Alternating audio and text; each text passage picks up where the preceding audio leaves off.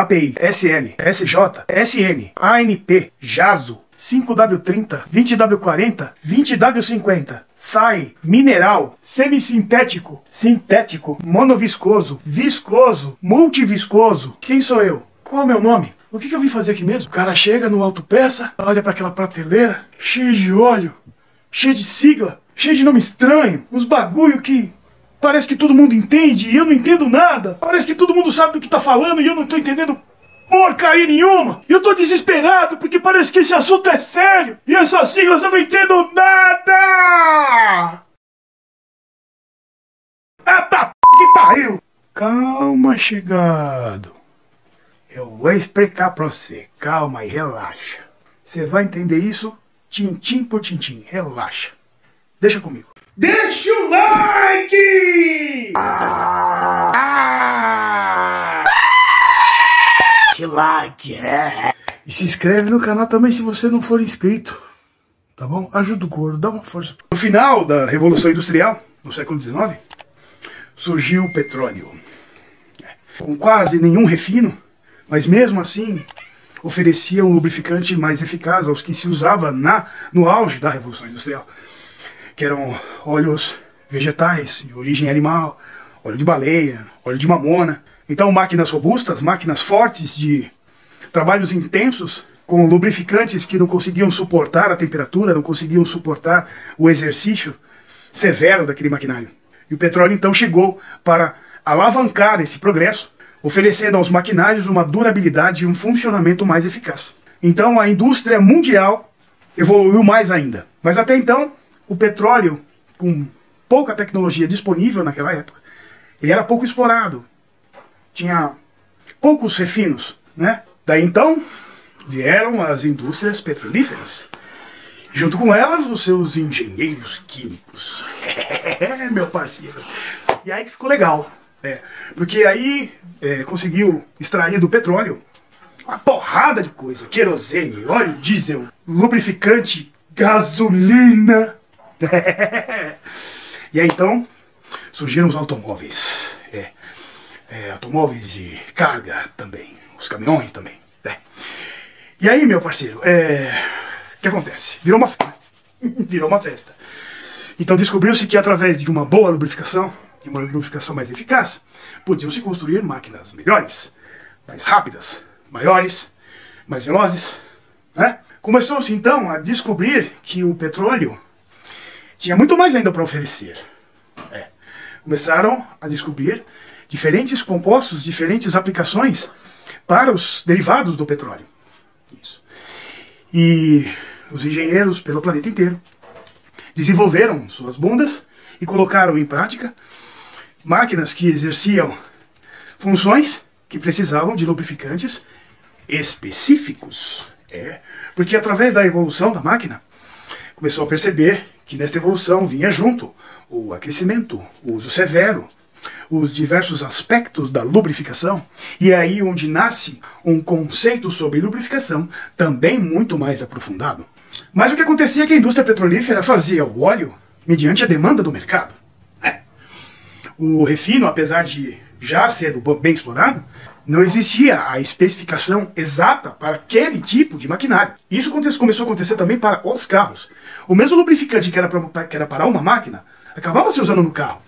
Mas começou a perceber que o lubrificante para a máquina não servia para lubrificar o carro, porque a médio e longo prazo, aquele lubrificante não supria as necessidades do carro. Ainda mais com processos, técnicas e engenharias completamente diferentes espalhadas pelo mundo inteiro. Uma coisa era uma fábrica de carros inglesa. Outra coisa era uma fábrica de carros alemã. Americana, então, nem se fala. Não eram só línguas diferentes, eram engenharias diferentes. Até hoje elas são assim.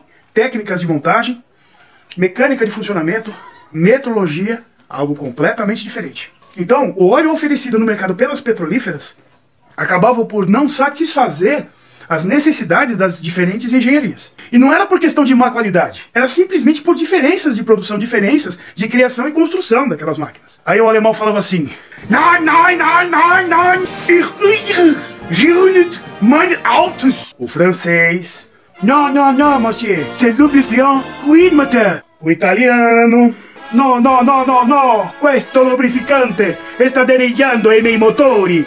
Os russos... Нет, нет, нет! Das Mosk mein Driv Kazilian! E foi aí que o petróleo conseguiu a sua primeira guerra. Porque diferente da música, que unia as pessoas pela sua capacidade de emocioná-las, o petróleo era a necessidade de todos.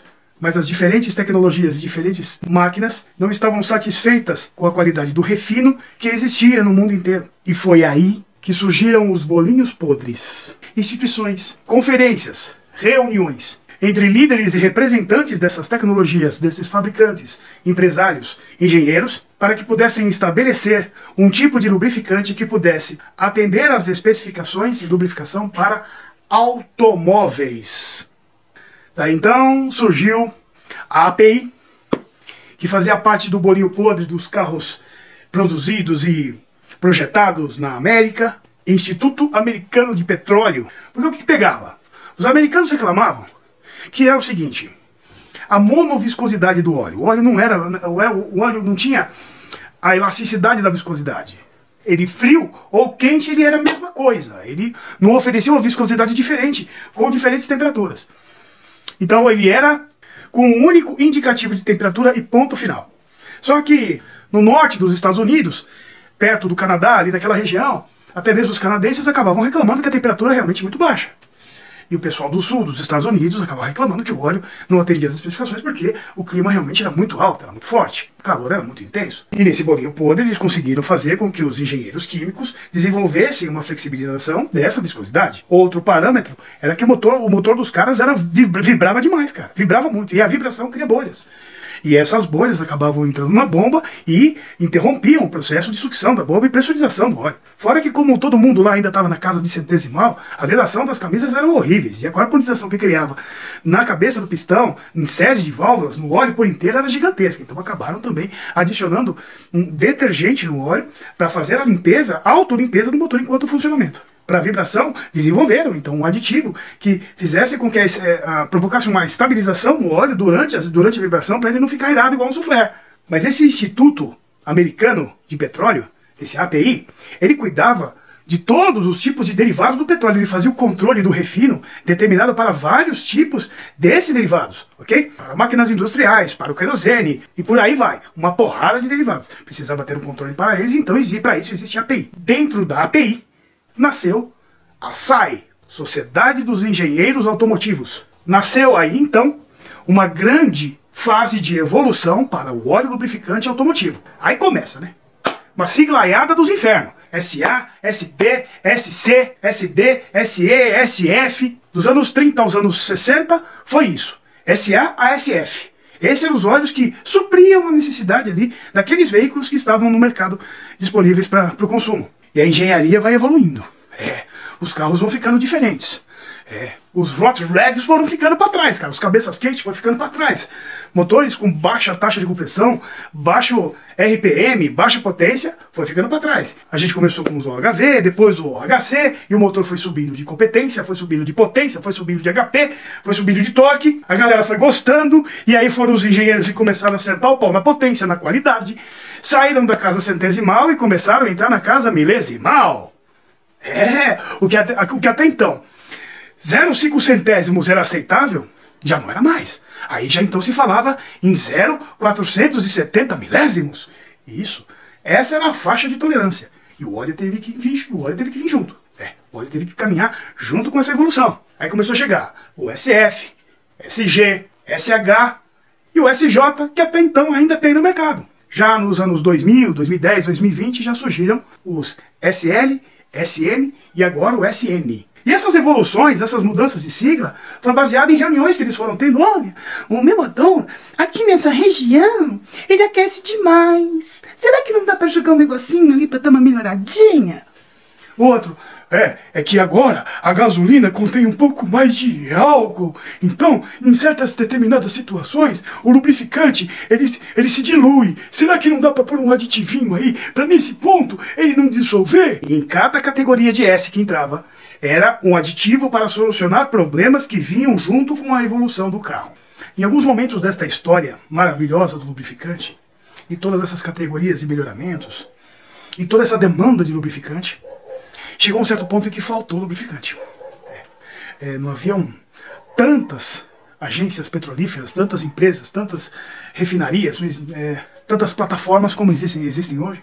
E a humanidade passou por uma era negra também, da guerra, Primeira, Segunda Guerra, conflitos no Oriente Médio, Guerra Fria. E a engenharia química conseguiu desenvolver um óleo sintético, uma base diferente de lubrificante. Era uma sintetização de polímeros, né? Mas ninguém botava muita fé não, cara. Os caras queriam mesmo era o óleo do petróleo mesmo, óleo mineral de base orgânica. Mas o que acontece é que as moléculas de um óleo mineral, elas contêm muita impureza, elas são muito desorganizadas, porque elas não foram feitas para aquilo. Certo? O dinossauro não morreu para virar combustível. É isso, certo? O dinossauro não morreu para formar uma cadeia de moléculas perfeitamente estruturadas para oferecer lubrificantes para automóveis de alta performance e tal, e com imensas exigências e de engenharia. E nessa, o óleo sintético com base de síntese nos polímeros se deu melhor, porque as moléculas elas são mais organizadinhas, mais bonitinhas, mais bem feitinhas. Então, junto a elas, os aditivos que foram desenvolvidos juntos com os compostos se deu melhor. Tanto é que é o que está despontando hoje no mercado como uma qualidade melhor de lubrificação. Ah, mas então eu vou pegar um sinteticão e vou jogar no meu carrão antigão. Vou jogar no meu Fuscão, vou jogar no meu Opalão, um sinteticão da hora, porque eu quero ver meu Opalão bonitão. Vou catar um sintético, vou meter na minha Galo, vou jogar na minha CB. Calma, vai devagar, calma aí. Porque conforme vieram as evoluções de ambas as partes, um passo da engenharia mecânica, outro passo da engenharia química, outro passo da engenharia mecânica, outra da engenharia química, por conta da exigência do resultado do trabalho mecânico, precisaria haver uma evolução no trabalho químico. Também houveram exigências da empresa química para com a construção e confecção dos motores na mecânica. Então, aconteceu o seguinte: olha, se você quer um óleo que atenda a essas especificações de viscosidade em determinada temperatura, com tamanho RPM, eu sugiro a você que melhore a estampa das suas engrenagens, que melhore a medida e o ajuste das suas peças. Aconselhamos a você que você mude o composto da embreagem da sua motocicleta. Motocicleta? Alguém falou em motocicleta? Você falou em moto aí? Você falou de motocicleta aí? Motocicleta. A gente não falou de moto ainda, né? Pois é. E foi por isso que do outro lado do planeta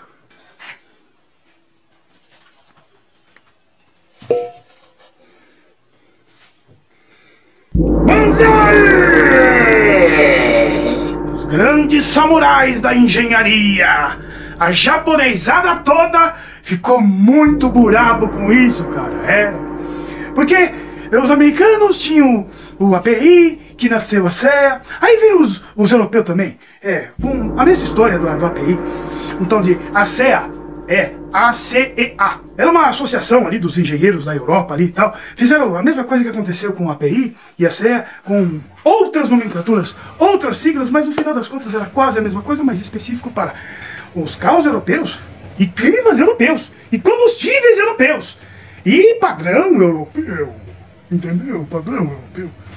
Mas a japonesada ficou de lado, cara. Os caras ficaram muito burabo mesmo, mano. E foi aí que nasceu a JASO, Organização Japonesa de Padrões Automotivos. Mas ali não é bagunçado, ali não é só para óleo, não. Ali, os padrões automotivos por qual eles citam, não somente a óleo, mas sim a toda a padronização da própria industrialização, criação, engenharia, multiplicação de conhecimento, que lá eles se unem, né? Mas levantaram a mão e falaram assim: não, Japão brabo, olha o lubrificante de homem branco do americano, né? É muito ruim, né? Porque por causa de moto de Japão, né? Moto de Japão vai embreagem, né? Imersa no óleo, né? As Harley também vão imersas no óleo, mas Harley é Harley. Você engata a primeira marcha e pra frente e tá certo, porque não é uma motocicleta, é uma Harley.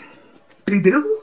Mas Japão não quer esse. Japão quer engate preciso de marcha, engrenagem de câmbio, né? Mas o pior que acontecia era que é o seguinte: essas especificações, essas normativas e evoluções do óleo simplesmente ignoravam um fator.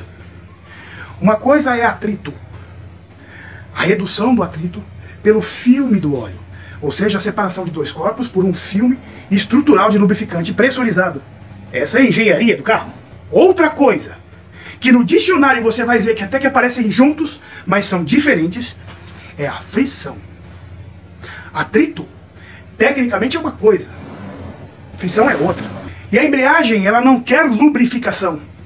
A embreagem precisa do índice de arraste do óleo para que promova o efeito embreagem, para que além de que em pleno funcionamento de marcha engatada, quando houver o acionamento da embreagem, haja uma ruptura parcial do motor com o câmbio, porque o câmbio ainda precisa continuar girando com uma velocidade residual da embreagem para engatar as marchas e não bater dente com os dentes, ela não pode patinar, mediante a grandes torques, grandes arrancadas ou pesos excessivos da motocicleta.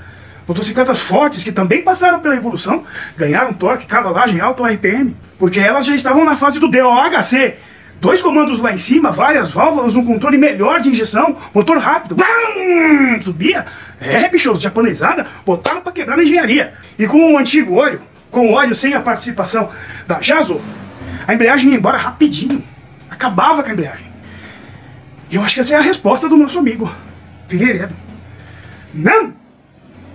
Óleo de carro é para carro. Óleo de moto é para moto. Acho que você conseguiu entender essas diferenças. Então, por favor, está aí sua resposta. Pim! Beleza? Quem aí já não pegou um separador de embreagem e você não viu nela, num dos separadores, nos separadores, num do lado do separador, umas espécies de uns furinhos assim. Ô, minha moça, isso aqui minha mãe é calombinho, né? Na minha luva. No separador são furinhos. Aqueles furinhos fazem papel de ventosa. Elas não fazem assim, lógico, porque é metal, né, cara? Mas elas ficam assim para fazer o papel de ventosa.